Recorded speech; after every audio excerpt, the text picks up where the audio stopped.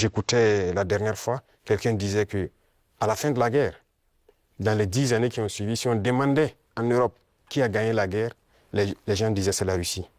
Mais aujourd'hui, si vous demandez en Europe qui a gagné la guerre, ils vont dire que ce sont les Occidentaux. Par la communication, ils ont réussi à renverser l'histoire. Et l'histoire africaine aussi, ils ont tout manigancé pour faire passer les mensonges. Et ça fait que les jeunes Africains, certains ne connaissent même pas l'histoire de l'Afrique. Qu'est-ce que l'Afrique a fait? Certains ne savent même pas que nos grands-parents ont combattu, ont été mis à l'avant comme chair à canon. Et au retour, ils les ont tués comme des animaux.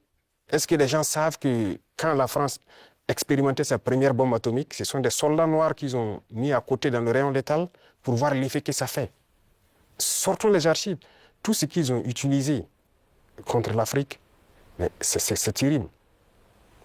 Donc il y a tout ça qu'il faut communiquer pour que les jeunes Africains comprennent, parce qu'il y a beaucoup encore endormis qui continuent de communiquer pour les impérialistes. Ce qu'ils leur disent de dire, ils le font. Peut-être parce que, voilà, ils leur donnent quelque chose, je ne sais pas. Mais l'Africain doit comprendre son histoire, se réveiller. Et donc c'est notre combat aussi comme ça. Quel est le rôle des médias dans ce combat, selon vous? Médias indépendants? De chez nous, vous voulez dire? Les médias devraient beaucoup participer à nous aider. Mais vous voyez que nos médias, même, il y a certains médias qui sont des médias impérialistes. Ils ne sont assis que lorsque les médias européens, lorsqu'ils disent quelque chose, et ils reprennent. Et ils accentuent. Il y a plein de médias dans nos pays qui combattent même les régimes comme notre régime. Et ils passent leur temps aussi à raconter les mêmes balivernes que les médias occidentaux racontent. Mais c'est honteux. Si des Africains se comportent comme ça, c'est très honteux. J'imagine qu'il doit avoir honte de se regarder à la glace le soir. Si tu es payé pour raconter des mensonges sur le noir, c'est très grave. Donc, on est en train de conscientiser. Au Burkina Faso, si vous voyez, actuellement, beaucoup de médias accompagnent la dynamique, participent à conscientiser la jeunesse à travers des débats et tout. Donc, c'est ce que nous souhaitons vraiment pour les médias. Pensez-vous que notre média puisse aussi jouer son rôle dans ce combat? Bien sûr, beaucoup.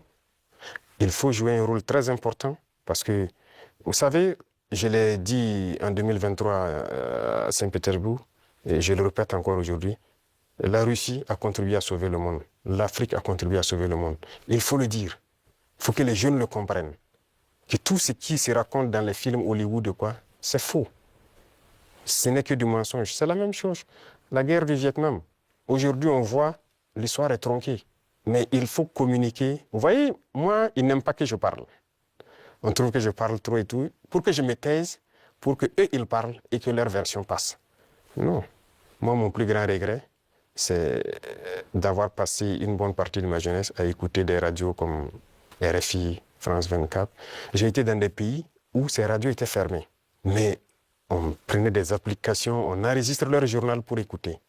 Mais à partir d'un moment, il y a un déclic. Et je commence à comprendre qu'ils conditionnent nos cerveaux pour accepter ce qu'eux ils veulent. C'est leur narratif qu'ils veulent qu'on apprenne. Et depuis ce temps, moi, je commence à faire la part des choses et j'ai compris que c'est très dangereux ce qu'ils font. Et aujourd'hui, plus que jamais, je me rends compte qu'ils ont conditionné l'esprit, surtout des Africains. Donc, vous pouvez participer beaucoup à éveiller les consciences de la jeunesse pour que les gens comprennent comment fonctionne le monde et ne pas se laisser embarquer par ces gens-là. Ma toute dernière question, juste pour conclure sur une note positive, quelles sont les perspectives des relations entre la Russie et le Burkina Faso selon vous? Beaucoup de perspectives à venir. Et comme je l'ai dit, avec la parade que j'ai vue, je pense qu'il y a une très bonne coopération. Parce que c'est bien, actuellement, nous payons du matériel, mais il faut qu'on développe l'industrie militaire, par exemple. Et la Russie peut contribuer beaucoup. Et vous savez que la Russie, il y a beaucoup de scientifiques, de savants, qui sont russes. La preuve, on vient de quitter dans l'université de Mendeleev.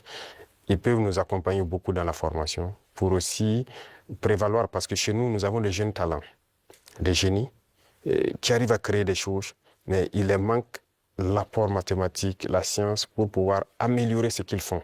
Et donc la Russie peut nous aider beaucoup dans ce domaine. Ça va nous aider sur le volet militaire, sur le volet industriel, parce que ce sont les machines qui font marcher le monde.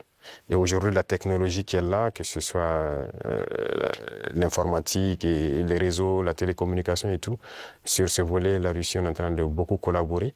Donc, à l'avenir, toutes ces perspectives sont donc mises à l'ordre du jour pour que nous puissions donc, voilà, arriver à un objectif certain que nous souhaitons. Votre Excellence, merci beaucoup pour cet échange très intéressant et très enrichissant. Je rappelle, c'était le président du Burkina Faso, le capitaine Ibrahim Traoré. Merci encore. Merci à vous. Merci.